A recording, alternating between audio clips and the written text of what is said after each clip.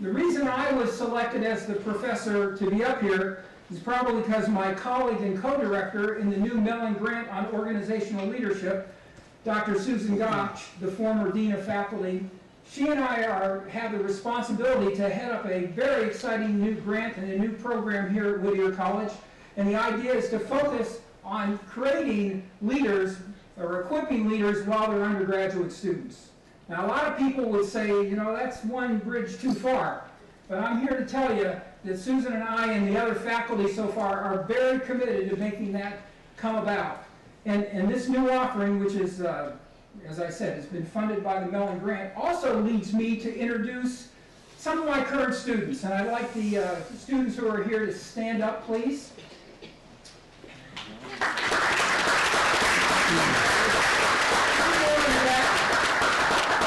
Now, the three in the back aren't football players, they're baseball players. So we still let them in, but we made them sit in the back. All of these students have their resumes with them. And what I thought I would do is encourage you to meet a student and perhaps take a look at their resume, get to know them, and find out a little bit more about Whittier College. And I think that maybe if you hire one, that would be great too. Look, we are very, very serious about this Mellon Grant, and there's a lot of things to be proud about at Whittier College. And Susan and I are committed and just thrilled to have this opportunity to work on this new one that we really hope will be added up there to the other centers of excellence here at Whittier College. Focusing on our event here today, I am thrilled to see this group of this panelists that's come together to talk about this topic. And where I don't get to introduce them, I do get to introduce our current Chairman of the Board of Trustees, Don Herrema. On the dais, we have three graduates of Whittier College. Matt Espe, on my left, graduated with an MBA degree in 1984. He's held a number of global positions. He is currently the president and CEO of Armstrong World Industries, has been chairman of RICO, I always make sure I pronounce that properly, CEO and chairman of Icon Office Solutions, has managed thousands, tens of thousands of individuals, and is currently also a member of the board of Unisys. In the middle, we have our newest graduate, General Pete Dawkins. Pete received his honorary degree about 2.5 hours ago. In addition, he has about 17 other degrees. Pete holds an MPA and PhD from the Woodrow Wilson School at Princeton University, a bachelor's and master's from Oxford, where he studied as a Rhodes Scholar, and a bachelor's degree from West Point, where he earned not only his degree, but also won the Heisman Trophy in 1958. Pete has been chosen, among other things, as one of the top 50 leaders in the United States, and in the year 2006 received the very esteemed Horatio Alger Distinguished American Award in Washington, D.C. And the final person to my left is Edwin Keh. Edwin is a graduate of Whittier College in 1979. He has spent, Edwin, it says more than 30 years. I'm not sure you have that many years out there, but we're going to take that as being accurate. Edwin has had senior positions with Walmart, with Donna Karan, with Payless Shoe Source, Country Road Australia. Has also worked with a number of nonprofit organizations, primarily in Asia, and has a great experience from that, and has also taught at the Wharton School at the University of Pennsylvania. What we're going to do during the course of the afternoon is you have cards at your chairs. From time to time, we hope you'll submit questions for Edwin and Pete and Matt. If you'll send them to the outside aisles, and Elizabeth Robinson, who you see waving her hand over there, will periodically walk up and down and collect those questions from you. And I will be screening your questions, so if they're troublesome, I'm not going to ask them. No. We just don't want to get them all at the end. So let me start out first, Matt. Since we're at Whittier College and in an educational environment, maybe if you could make a few comments about your education, undergrad and graduate, and how those experiences influenced and impact how you developed and honed your leadership during the years so far in your career. Sure, thank you. It's a pleasure to be here. And after I heard my co-panelists biographies, I'm anxious just to sit and take notes, so I'm wondering how the hell I got up here. To the question, my undergraduate degree is at the University of Idaho. I grew up in Northern California and decided to attend the university on a track scholarship. You know, my undergraduate experience was formative not only from an educational perspective, but also from a social perspective. You know, that's when I sort of grew up. A lot of the projects that we tackled, a lot of the educational experiences were team-based. And I think in order to be effective, you need to know when to be a team member and when to be a team leader. And I think both roles are important based on the situation at hand.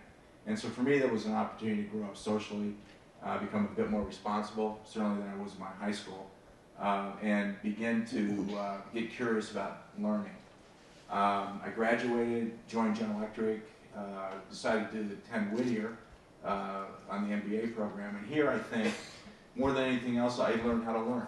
I mean, I think the content of what we learn obsoletes over time. And I think that shelf life of the content gets shorter and shorter every year. But what never obsoletes is a passion for learning. And more than anything else, I think my 2 years here taught me how I assimilate knowledge and how I approach problem solving of projects. And so that skill set I learned here serves me to this day.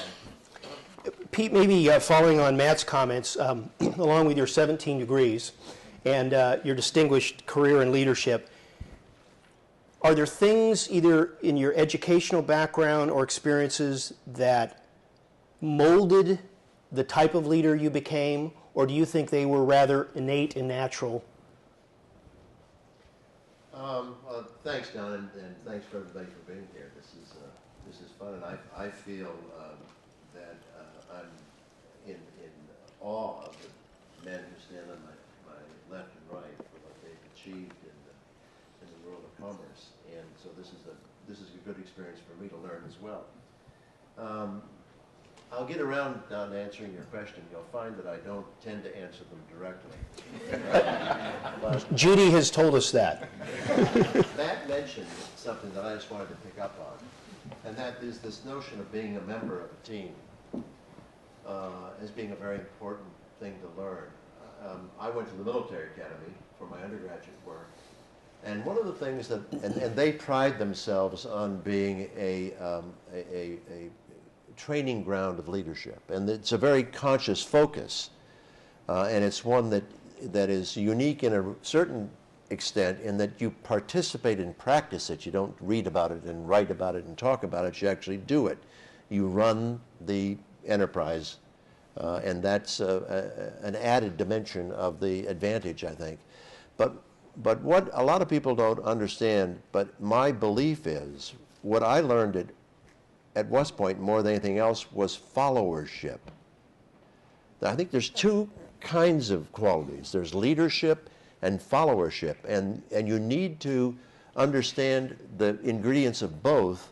And I think for a good organization, you need to learn how to be both of those. You have to learn followership in order to be able to, I think, master some of the key parts of leadership. So there are a lot of pieces of in your question, Don, about what did I learn, but that's one that I think may not be obvious, but to me was very important.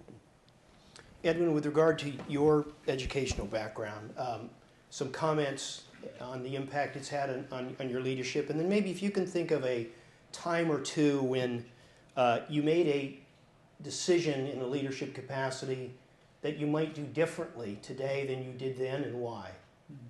Well, thank you.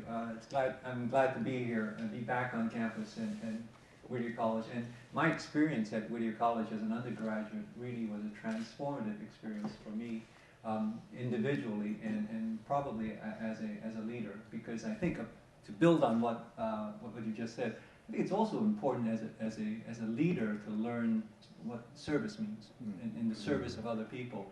And in the service of a greater good, of something that is bigger than yourself. And that's one of the exciting things about a place like Whittier, because you learn how humble the beginnings of the school is, and yet how impactful this place can be in the lives of so many people. and how that students who come through a university, a campus like this, leave transformed, and not only because they picked up some new skill set, but more importantly because they have picked up some new value systems and understood more about certain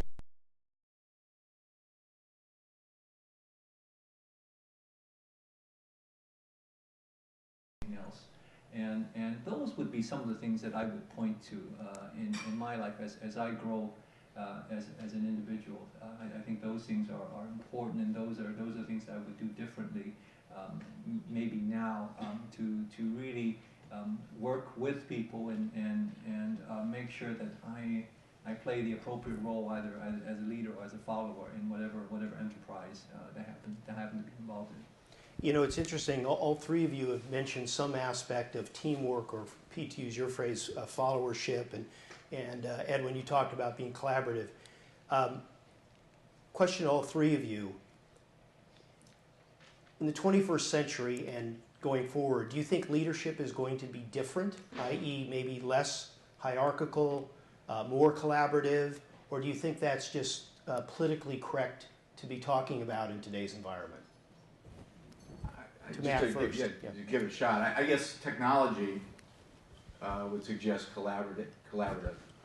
I think the access to information, the access to data, news, the speed at which things flow, I think just demands successful leaders, competent, effective leaders, to be more collaborative.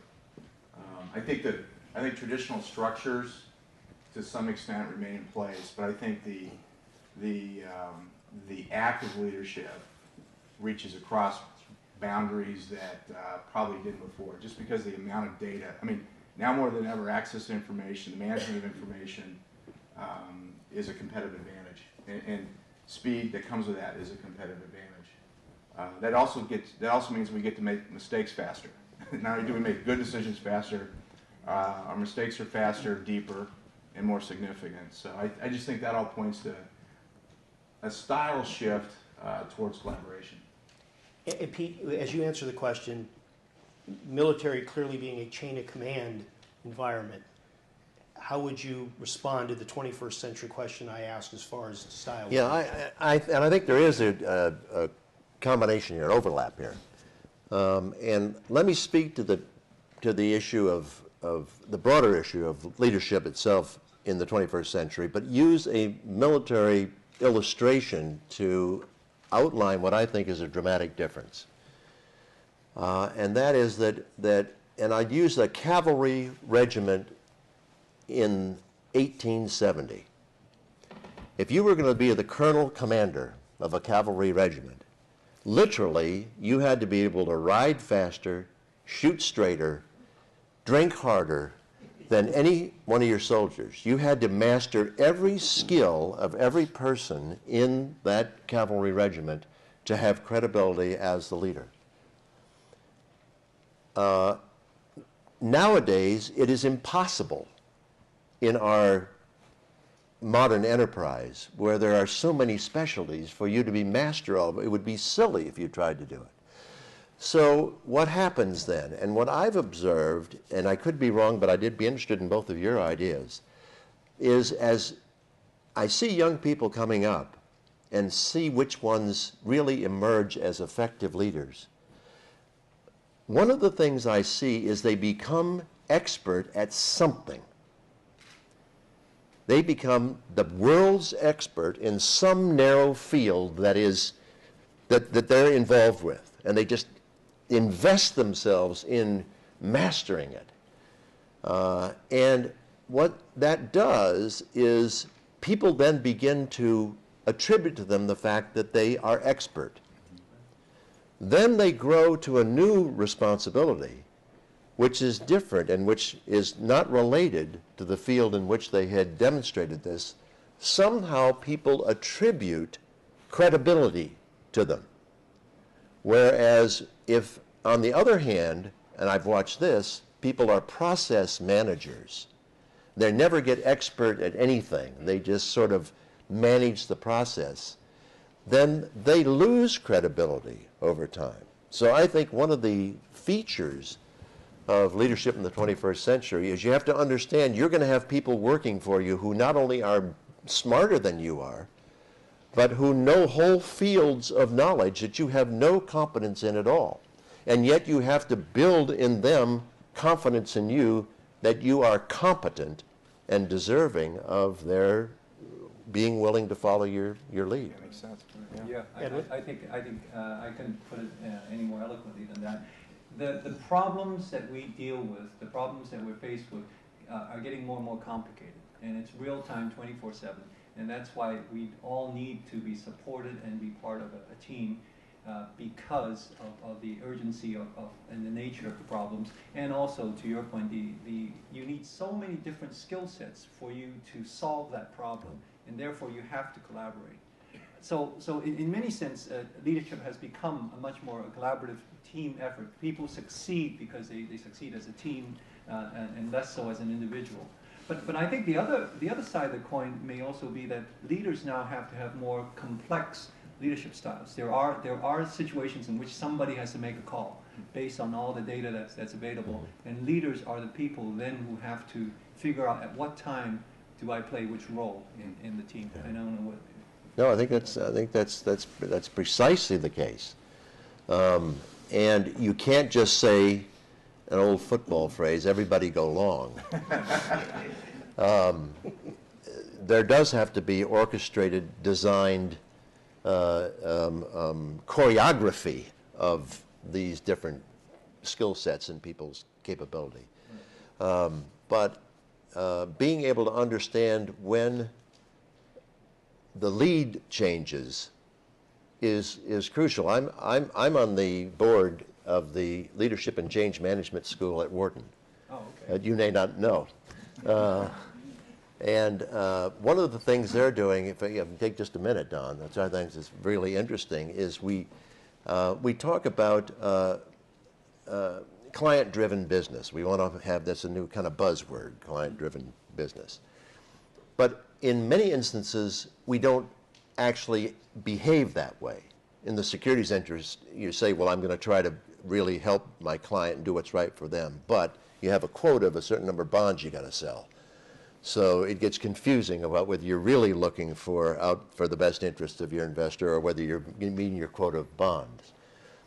So, but it's very important to be able to do that. And Wharton has been doing some studies of emergency room teams. And it's very interesting that in the old days, see if I can do this quickly, an emergency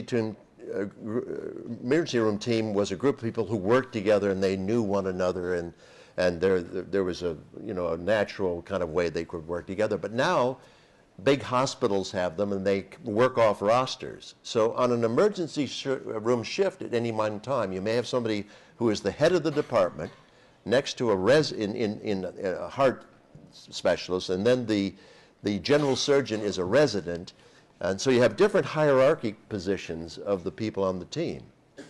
Now someone comes in and they're a gunshot victim. And they're not breathing. You have to get them breathing. So the pulmonary person is in charge, and everybody else stands behind them. Now they start breathing, but their heart isn't working. Well, then the cardiologist is in charge, and you got to get the heart going. And now he's got several massive bleeding. Well, then the general surgeon is in charge.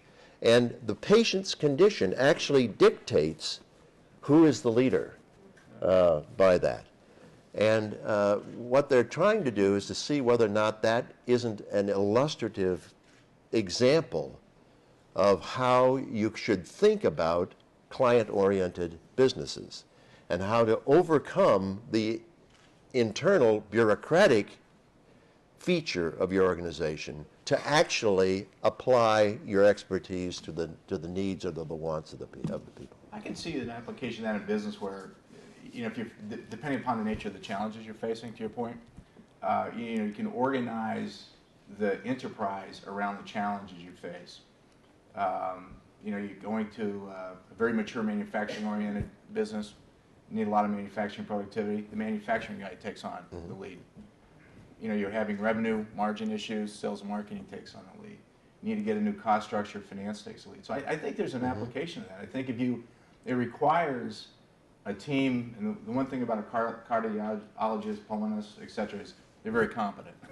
And so, I mean, step one is building a very competent team, and then having the self-confidence to, as a leader, to let the functional leads take the appropriate leadership role, given the challenges they face. Edwin, actually, because a good follow-on, one of the questions that was submitted is, when does a good leader go against the wishes of his or her followers or teammates if they think it's in their best interest? You know, it is true, it's lonely at the top. And oftentimes leaders have to make the tough decisions, whatever the tough decisions are. And a lot of times, tough decisions aren't popular, or popularity doesn't have a lot to do with whatever those decisions are. But you have to have the courage to take that step. But then you also have to develop the skill set whereby you can communicate that in an effective manner so that the people follow you because you are able to convince them that that's the right course of action to take. Another question from the audience. One I'll get out of the way quickly. Pete, they want to know how many 3-star generals and 4-star and 5-star generals there are in the United States. This is a pop quiz, is Yeah. it? Well, see, I can do real quickly. One is the answer is I don't know. What I do know is there are no 5-star generals. Those were generals of the armies. MacArthur and Eisenhower were both 5 stars. There was, I think, 7 in World War II. But there will never be another 5-star general because, well, in all likelihood, because we won't have military organizations of a scale that would warrant that. I'm guessing now, but I think there are about 12 4-stars. The major commands are all commanded by 4 stars. The Chief of Staff is a 4-star. The material command commander and some of the specialty command commanders are 4 stars. And I haven't any idea how many 3 stars there are, but there are a lot of them. We wanted to get that on the... Edwin, you've had a lot of global experience in management and leadership, including in the procurement area. How important is it for leaders to have an awareness, and particularly thinking of students early, of what's going on in the world, generally speaking, with regard to the leadership experiences they may have in the future? That's a great question, especially important for those of you who have resumes in your hand. I used to, when I ran executive recruitment at a trainee program for one of the companies I worked with before, we had what are some of the criteria you use to weed out all the resumes that you get? And we used to get thousands of resumes. And the two that we found very useful was, one, you look for people who've had semester abroad experience in a non-romance, really a foreign country or a third world country. And the second, you look for second language or third language capabilities. And those are important. We are in a globalized economy. Today you compete with every country in the world. And you have to be able to operate very comfortably in multinational and cross-cultural environments. And you do that in a very sensitive and a very effective way. And so those are critical. How do you communicate across cultures? How do you understand and pick up some of the subtle nuances of the different cultures? And how do you get your point across? And how do you get things done in different cultural contexts are quite important. Matt, would you concur? Absolutely. And I was just thinking, I mean, you can't be afraid of the world. You know, it's a complex environment. In our case, you know, I work for a company called Armstrong World Industries. And as I point out to our employees, especially those in the U.S., the W is important. When you look at the global economy today, it's my responsibility, our responsibility, to make investments in the parts of the world that offer us and our shareholders growth. And those are places like Russia, China, India, Brazil. And that's where we have to go now. That's where we have to invest now. for growth. Now you balance that obviously against significant investments made in the U.S., but I can't imagine any business or any commercial enterprise not being affected directly or indirectly by what's going on in some other part of the world. I'm going to put together 3 questions that I'd ask all 3 of you to be thinking about as I combine them to respond.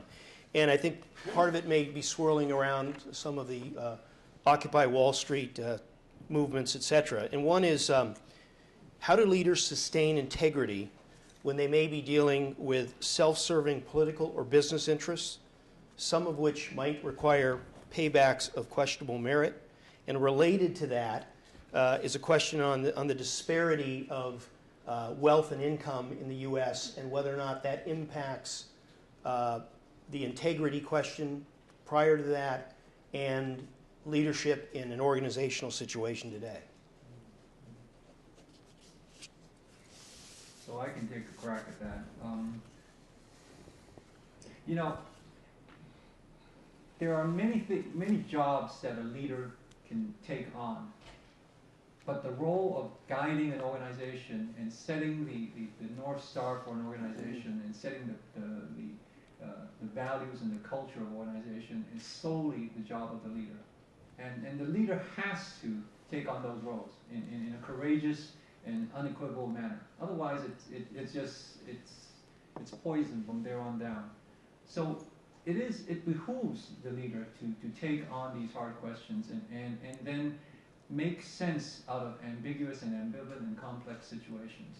But to always be very clear about what is right, what is the honest thing to do, and then to set a course that looks at these not only as in the short term, but also in the long term. And a lot of times the conflict is not between right and wrong, but what is more expedient and cost effective in the short term or the long term. And to do that in a way that makes sense and encourage people to act in the same way.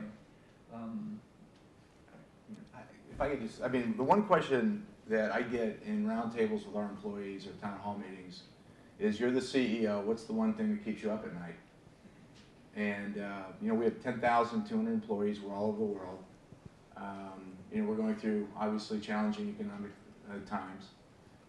And the one thing that keeps me up at night is the potential for one of those 10,000 employees to implement or to execute an integrity violation. That's the only thing. You know, Armstrong World Industries, Armstrong, has been around for 150 years. Nobody wants to be the last CEO of Armstrong. And so my job is to make sure there's at least the next guy. And the only thing that can bring down an enterprise of 150 years is somebody, someplace in the world, cutting a corner one time. And in today's environment, that's all it takes. So I think your point is right on the money. The leader has to set the standard. There can be no gray. There's only black and white. There's no winking or blinking on an integrity issue. And while the world's a complex place, and I just mentioned 4 interesting areas of the world: Russia, China, India, and Brazil. And if you look at any risk matrix, in order of risk, it's Russia, China, India, Brazil. So while we rush there because we need to be there, because that's where our opportunities lie, we have to move extremely methodically, and the same standards apply. And I'll just end on this one little story. In the 6 years I was the chairman and CEO of Icon Office Solutions, this is a company that had 30,000 employees. Each year we had an annual leadership conference like most organizations do. We bring in the top 200 people from around the world, top 200 leaders in this company. We have 2 days, and at the end of the day, at the end of the last day, when I wrapped the session, kind of went through the themes we hit, at the end of the session for every year that I ran that place, I ended on the integrity speech. It was basically what I just said to you guys. Every year, I had to fire somebody for an integrity violation that was sitting in that room. Now, I'm not sure what that says about the world, but I think for me the lesson is you're never finished communicating this. That there's no finish line, that your job as a leader is not only to set the standard, but to always communicate the standard. Don, could I expand that just a little bit, because I agree totally with what the 2 colleagues have just said. But I think going beyond just not making violations, one of the key functions and roles of a leader to me is to have a vision. Not only to have a vision, but to communicate the vision. People need, you have to have a place people want to go before they're going to work to get there. And I've watched a lot of leaders, particularly when I was in the consulting business, who didn't understand that, who didn't appreciate how important it was to have a vision. And one of the things two things that struck me. One was there's a tendency in people to think, well, the CEO has to have a vision, but I'm just running a department. I don't have to have a vision. No, my view is everybody has to. If you're head of the copy room, you all have a vision of what's going to happen in the copy room and get everybody excited about that. And it used to drive me nuts when I would ask people, do you have a vision? They say, oh, yes, I sent an email out. You don't send an email out to communicate a vision. There's got to be a searing, incandescent, vital, vibrant, technicolor notion that they all want to do. And you can't do that by sending out an email. You're absolutely right. Not only do you have to have a vision, there has to be a compelling vision that people would say, I'm going to invest my time and I'm going to put my energy into this. Right. I would also say that I think the vision is something that you pointed out earlier. There are things that are uniquely in the domain of the leader. And I think the vision is clearly one of them. The vision, I think that, to your point, the ultimate responsibility of any leader is to set a vision for his or her organization, big or small, you know. And I think that's got to be yours. This is the one that I think has to come from within the leader. I think there are other elements of leadership strategy, to your point, that's collaborative. I mean, but the vision has to be kind of the what. What are we trying to achieve? What are we trying to become? Where are we trying to go? That I think you almost have to develop yourself. Everything else is collaborative, but the organization looks to the leader for his or her vision. Particularly for so many of the students that are with us, can every person become the kind of leader you've been talking about in the context of your discussion? You know, being a leader, it's one of those things. Is be careful what you ask for, right? Because I think it is a onerous responsibility, and it is one in which oftentimes it's lonely because you have to be the person who take on the responsibility to look over the horizon and really spend time on stuff that people don't spend their day-to-day thinking about. And a lot of times it's not that fun. I mean, it's very rewarding, but it is something that you should not consider lightly. Well, yeah, I mean, I'm just trying to think where we could go with this. I guess another derivative of this is what seems to me a very important part of leadership is trust. And a lot of people misunderstand this in two ways. Every good organization I've ever seen has a high level of trust. But trust is derivative. You don't tell somebody to trust you. You do something or behave in a certain way, and they'll decide it's a quality that's attributed to you. You can't command it. And what it's always struck me is that the most important part of developing trust in the organization is what you do, not what you say. A lot of people misunderstand. They think they can talk a good game. They can talk about what they're going to do. They can behave differently, but they'll talk a good game, and that'll build trust. And it won't. People will watch what you do. And if you do what you say, by and large, they'll trust you. And to me, that's a paramount rule to guide all of us as we undertake to achieve things in a leadership position. I agree. Yeah. I think another essence of the question is, can anybody be a leader? I mean, you've got students here, graduates here. Those are the folks holding their resumes. Is anybody capable? Do you have the same opportunities we had? And the answer is yes. I mean, I think you have three very different guys up here. I mean, very different backgrounds, very different sets of experiences. very different views on things, I'm sure. There's a lot of different ways to that role. And there are a lot of different leadership roles. I mean, you can run a division, you can run a sales office, you can command troops, you can run a company. I think we'd all agree there's no one single path to leadership, there's no one single style that's effective. But I think Edwin makes a great point. It's an awesome responsibility. And there's a lot more that, interesting thing, I think everybody thinks they know what I do. So I got 10,000 people, at least 10,000 think they know what I should be doing. And I guarantee that when I come to work every day, I got 10,000 people around the world at Armstrong knowing exactly what I do. And I guarantee you they don't have a clue what goes on in that office. Normally I'm not sure what's going on. But it's a leadership at any level in an organization is an awesome responsibility because you're responsible directly for the employees on your team and indirectly to some extent for their families when you think about the quality of the team that you put together. And so to Edwin's point, be careful what you ask for. It's often not a popularity contest. It's a mature responsibility, and it's very, very important work. It's very engaging work, but it's tough. Just talking about being tough, it occurs to me something, Matt, that I believe, by and large, leaders have a tendency to underestimate how hard people will work. My experience has been that people want to work hard. They're not afraid of hard work. They're eager to be part of something that's a winning team, a winning enterprise. And often as leaders, we make a mistake of not asking enough of them. It's not that we drive them too hard, we don't ask enough of them. They want to succeed.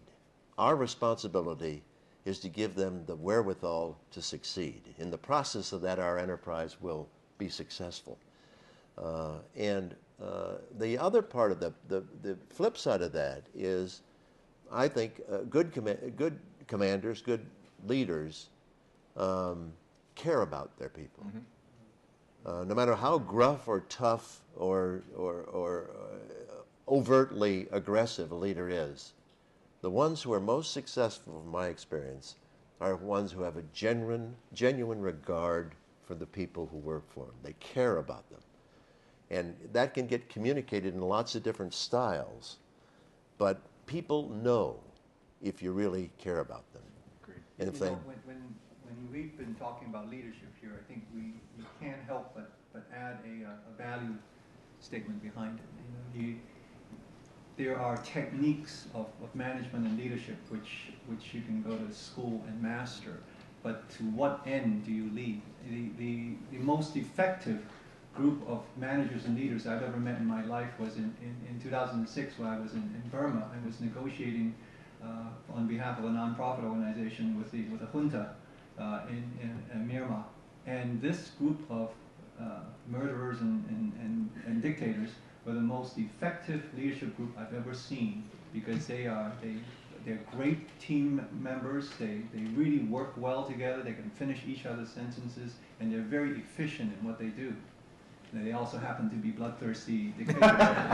but here is a group that sort of really are able to master all the skill set, but to a fairly selfish and evil end. And I think if you take that out of the context of what the end purpose of a good leader should do, that's when you do great harm. And we do have to be careful that we put tremendous thought to some of the things we've talked about, which is value, which is what is right, and setting the right direction. Yeah, you can be effective but not right. I think it's true, yeah. I think another characteristic of leaders, I think you both have said it, is you have to like people. It's tough to be a leader and just not like people. And you have to be very comfortable walking in a room like this where you don't know anybody and engaging in conversations and be generally interested in what's going on with people in their lives, or from a leadership perspective, what's going on in their careers. And if you think about effective leaders or effective faculty or anybody in a leadership or responsible position or responsibility that you've respected, I think you think that they like people.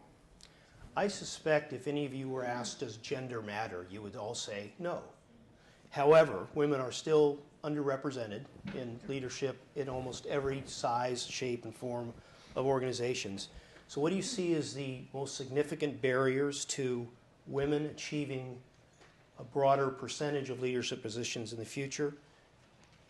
And or how do we break those barriers down?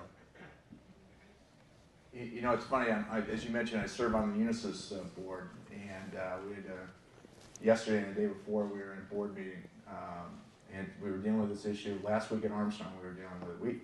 We do a really bad job at Armstrong. Please keep this to yourself, in my opinion, in terms of diversity. I don't think, you know, our workforce and certainly our leadership team does not reflect the level of diversity that it should be. What, gender, racial, we're not where we want to be. And for me, the diversity issue, while it's important socially, is important from a performance perspective for a very simple reason. Anything you can do to build a broader, deeper talent pool simply makes your job as a leader easier. I have a broader, deeper talent pool to draw from.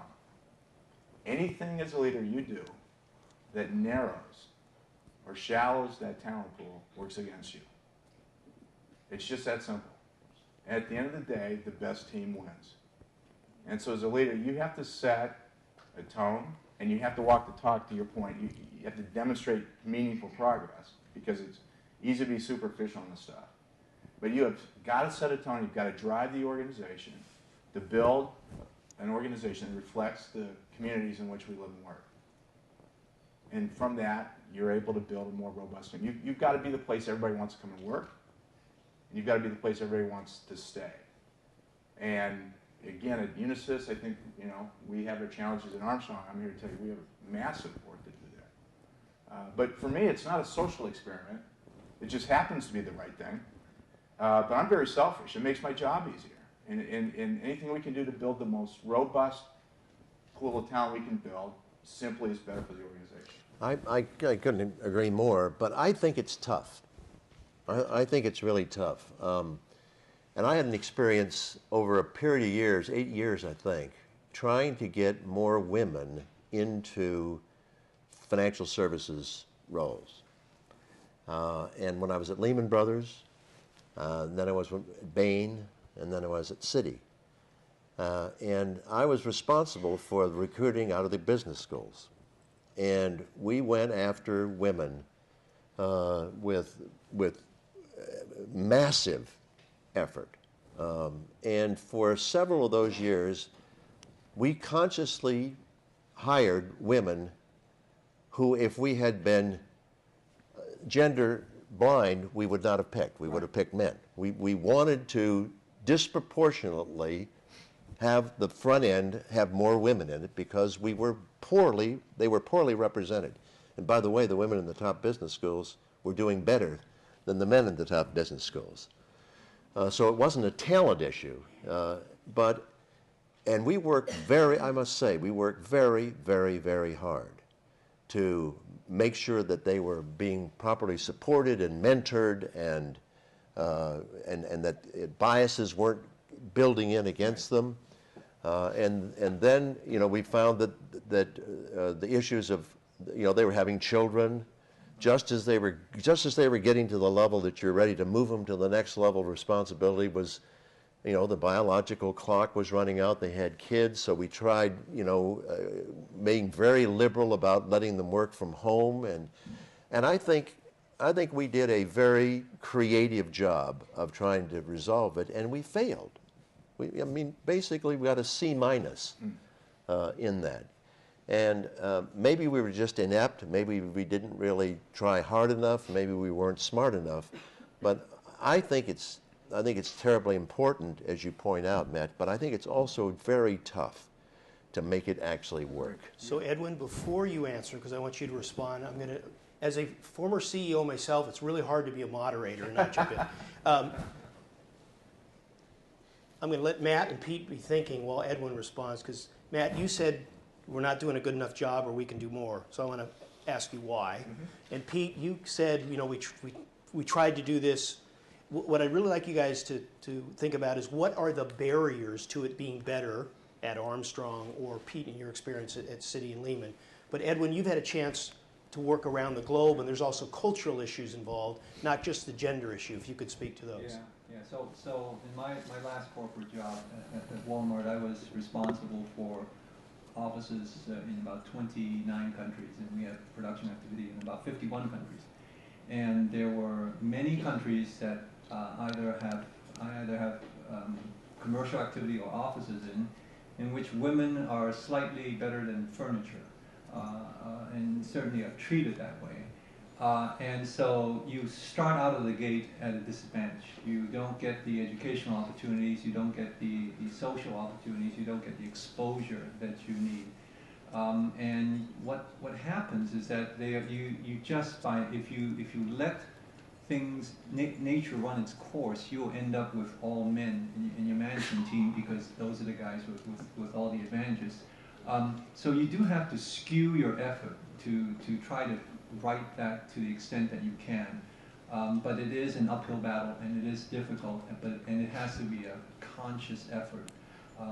I wish we can all operate in pure meritocracies, in which that around the world, and that we would give educational opportunities and commercial or financial opportunities to people based purely on their capabilities. But we're not there, so we just have to artificially skew our opportunities so that we can try to correct this to the extent that we can. So Matt, what would you do more of? Well, I'm regretting admitting it at this point, so let's start with that. No, I think the fundamental issue at Armstrong was we didn't have a robust organizational vitality process. So it starts by just having good org vitality or development processes. And fundamentally, nobody was paying attention. I've been there over a year. We sat down, we went through the our first real deep cut last March, and we came out of it, and the HR guy that I brought in, who was a white male, and I sat down, nobody's talking about diversity. And we're not tracking it, we're not talking about it, we're not leading it, we're not doing the hard work that you pointed out.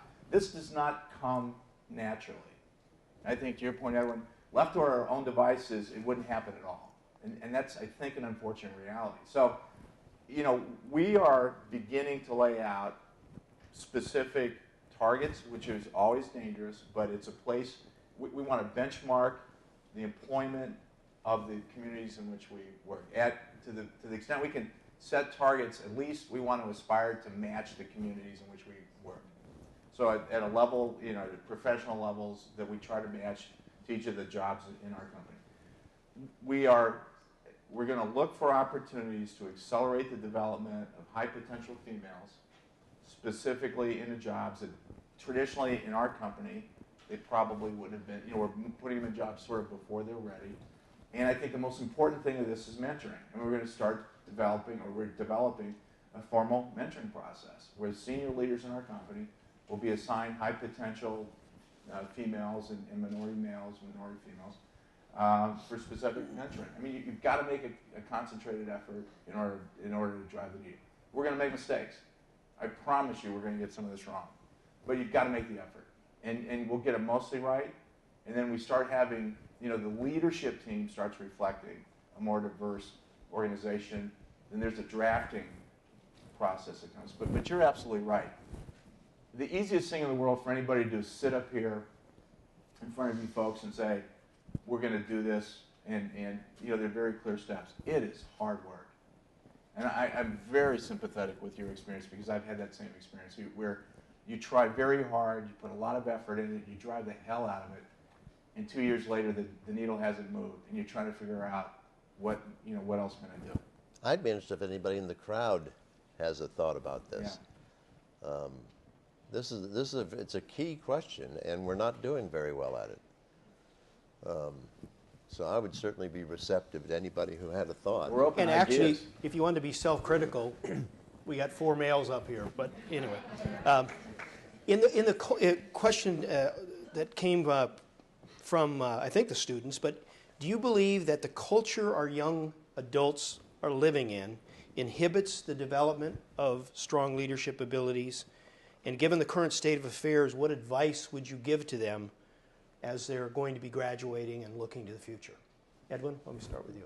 One of my standard speeches I give to the young associates as they join the company is I tell them that my role is to help them experience failure as quickly as possible and as young as possible, because then you can really figure out where the how far you can push the envelope. You learn a lot more about yourself in the process of learning what you can and can't do, where you need to improve on better.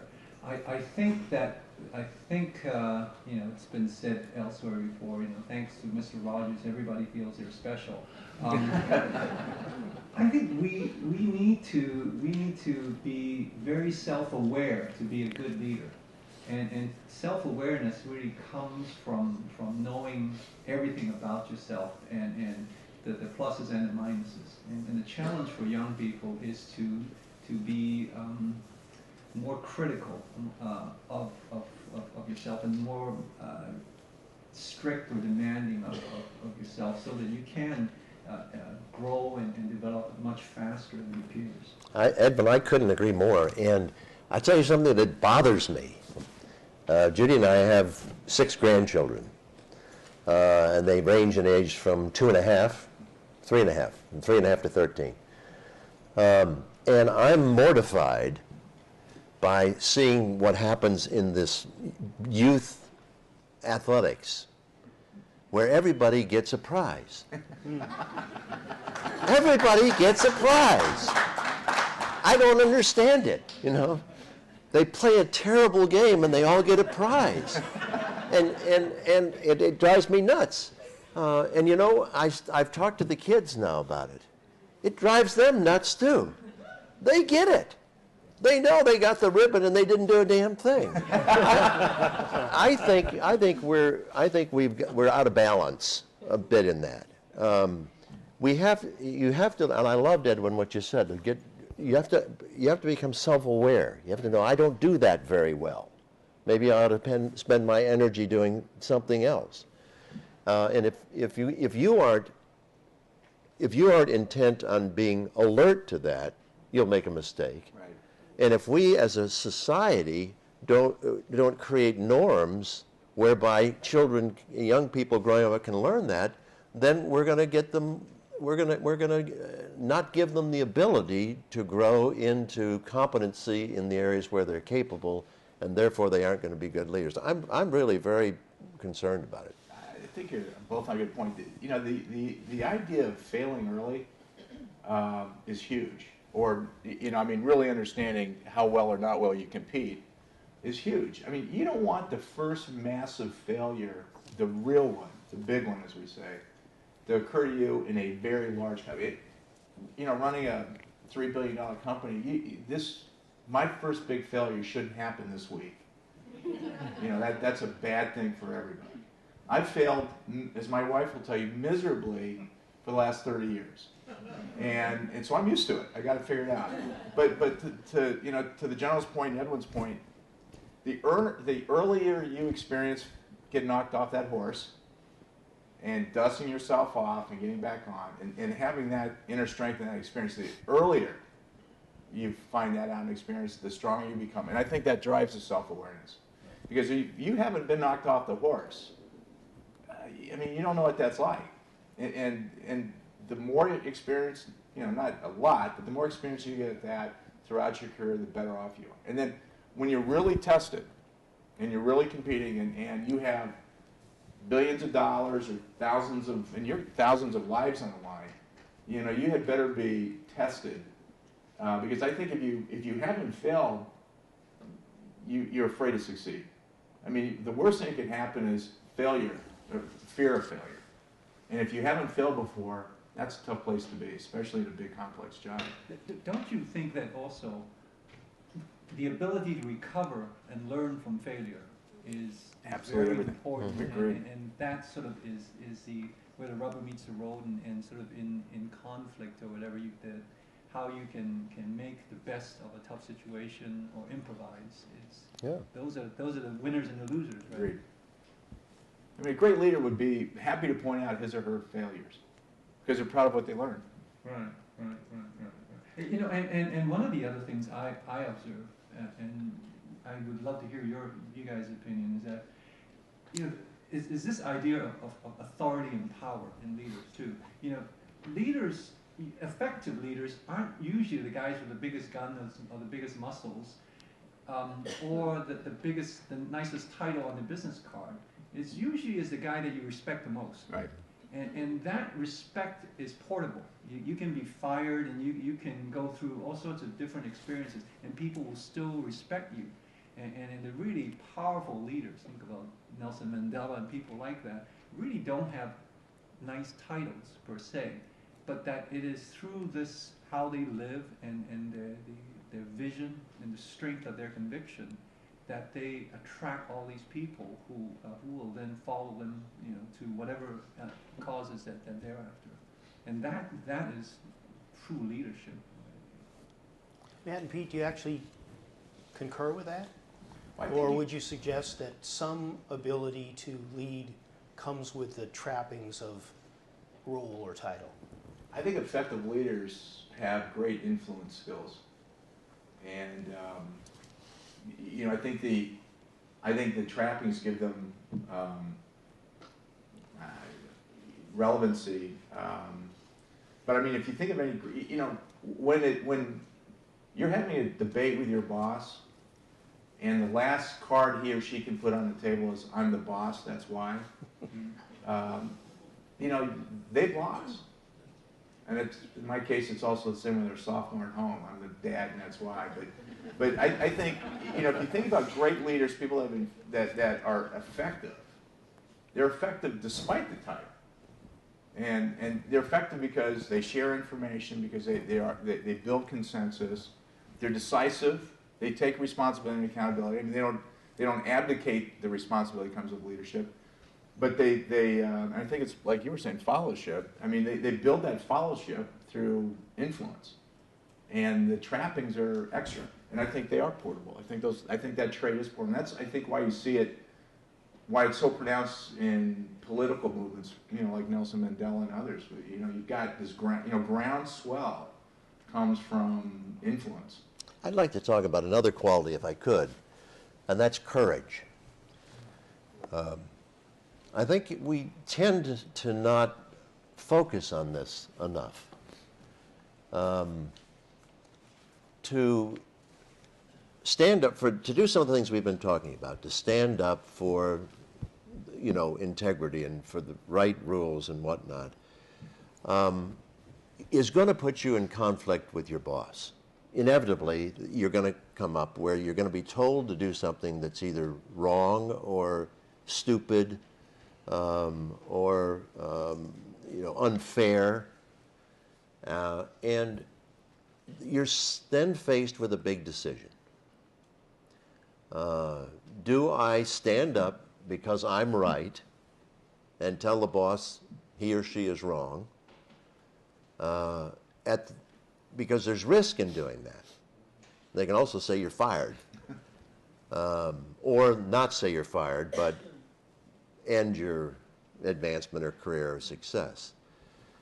And so courage isn't a black and white, it's a gray area. You have to decide when it is that the issue is important enough and significant enough, and that you have some reasonable possibility of being successful before you take it on. And I think people tend to make bad decisions on that. They either cave too early and don't stand up for what's right, or they haven't read the balance of power carefully enough, and they overreach. But to me, if I look back on my career, there are times where you know, I had to suck it up and disagree with my boss, and you know, I could tell you tales of sometimes where I went awfully close to the sun, and got away with it. But I just, it's a very important part, I think, of the whole, what we're talking about is courage matters. It really matters. I used to be proud of the fact that when I was younger, I was fired once from a job because I refused to participate in a bribery scam that everybody else was doing in the office. And in later years, it felt great, but it was ineffective, right? It didn't change the situation. Yeah. Right. So yes, you should have the courage and the moral compass to do the right thing. But then you should also figure out how to implement change and affect the environment that you're in, so that it is better and you are useful because of the fact that you're in that situation. Yeah, I agree. What about the flip side? Does a leader need to have the capacity to forgive? Oh, I think leaders have to be people who overlook a lot of faults on one hand, but on the other hand, smart enough to pick the right people to work with them and understand people well enough so that they know who they can trust and who is capable of doing what. I think the one exception goes to my immediately back to the integrity. I mean, you can't forgive an integrity violation. Those are the rules. You break the rules, you got to go. I think great leaders forgive mistakes, and can set a tone where it's okay to swing for the fence and miss every once in a while. As long as it's not a swing for the fence every time. So I think great leaders need to be thoughtful enough to understand what's really going on. Need to set a tone that taking responsible risks are okay. And we're talking about how much we've all failed, and so and we're all still here. And so I think we've all been forgiven. Sorry to speak for myself, I've been forgiven. So I think it's important to have that quality. I'm sorry we haven't been able to get to everyone's questions, but sort of last wrap-up question for each of you to think about. If you were to try and rank characteristics of leadership that are the most successful and or the most effective, what would those be from the experience that each of the three of you have had? I'm not sure I understand the question. Characteristics of leadership, whether you talked about some courage, you talked about maintenance of integrity, whether it's intellect, whether it's experience, the components of leadership that have either been most effective in your careers or that you have observed in others. I'll talk about one, and then I would love to hear what you guys think. I think great leadership starts with being very selfless, or a lack of selfishness in what you do, that you think first about the mission, the vision, the enterprise, and everybody else, and making everybody else successful, and then what's in it for me becomes something that you are not conscious of or aware of, or at least I see that in my experiences with other great leaders, that these are people who really genuinely care about what they do, and they're not in it for themselves. Yeah, I didn't anticipate your question. Well, you're supposed to anticipate everything. But I have thought about this, and I've come up with 5 attributes of a leader that to me help understand it. And those are vision, we've talked about most of these, vision, competence, will, we didn't talk about that, very important. Business as usual is not okay. So vision, competence, will, character, including integrity and trust. Different people have different lists of them, but those are the attributes that seem to me to cover a good deal of what the qualities of someone who's really effective as a leader possesses. I mean that's a phenomenal list. I think if I think about one specific attribute or characteristic that would make an effective leader, I think a great leader is a great teacher. You know, we use the analogy of coach, and you're the acting coach of the football game tomorrow. I haven't so figured out what that is. Honorary coach. I'm just double my bet on the game, knowing that you're going to be so I'm in. I'm all the way in. But I think if you think about, you know, we use coach as another metaphor, but there's something about the term teacher, and of course we're here at a college, but that I think gets closer to the mark, because a good teacher is a good listener. I mean, you think about teachers that have affected you. I mean, they're pretty good listeners, and a good teacher is a lifelong learner. I mean, you can't teach if you're not interested in learning yourself, and you certainly can't teach if you can't listen. So, you know, a leader as a teacher, I think, for me, is a great model. We probably couldn't have queued up a final answer better, being at Whittier College and teaching being an aspect of leadership. But I think it's highly unusual that any place would be able to have the wisdom and experience and talent and mindset of Matt and Pete and Edwin up on one dais together. And so I'd like to, on behalf of Whittier College, thank all three of you for being involved and participating. Very good. Very good. Thank you. I enjoyed it. Really enjoyed having the chance to be with you. Thank you.